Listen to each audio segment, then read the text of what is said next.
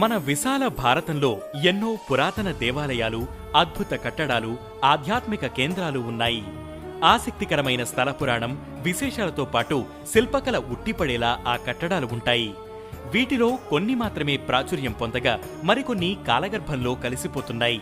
మన తెలుగు రాష్ట్రాల్లోనూ ఇలాంటి పురాతన క్షేత్రాలు ఎన్నో ఉన్నాయి.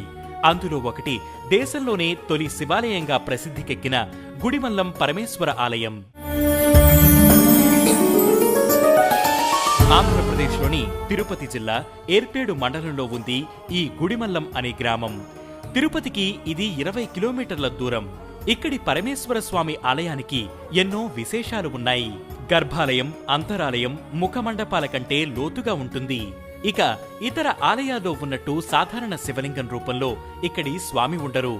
యక్షుని భుజాలపై నించుని కుడి చేతిలో ఒక పొట్టేలు, ఎడమ చేతిలో చిన్న గిన్నెను పట్టుకుని దర్శనమిస్తాడు.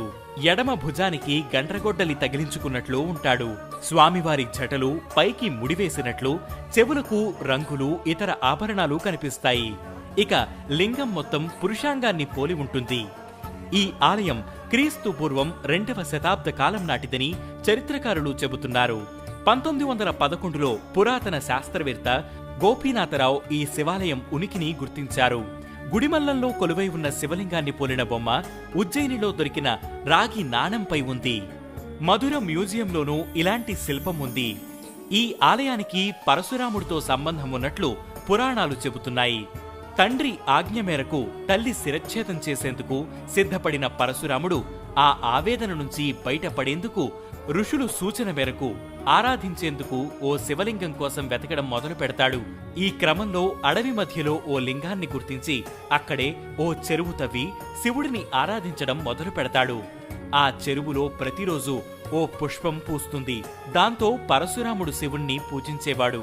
ఆ పువ్వుని అతని జంతువుల బారి నుండి రక్షించేందుకు ఒక యక్షుడిని కాపలా పెడతాడు. ఒకరోజు పరశురాముడు లేని సమయంలో యక్షుడు స్వయంగా ఆ పుష్పంతో శివుడిని పూజిస్తాడు.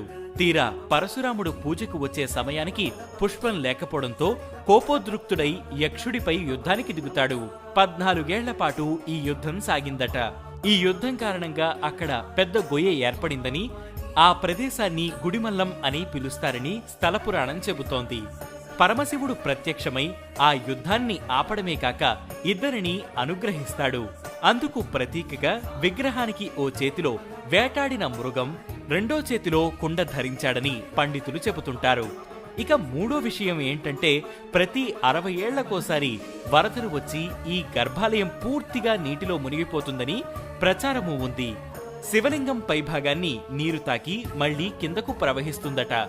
చోళ, పల్లవ, గంగపల్లవ, రాయల కాలంలో నిత్యం ధూపదీప నైవేద్యాలతో కళకళ్లాడిన గుడిమల్లం ఆలయం ఆ తర్వాతి కాలంలో నిర్లక్ష్యానికి గురైంది. దీంతో ఈ గుడిలో చాలా విగ్రహాలు దొంగిలింపబడ్డాయి. 2009లో ఈ ఆలయంలో మళ్లీ పూజలు ప్రారంభమయ్యాయి.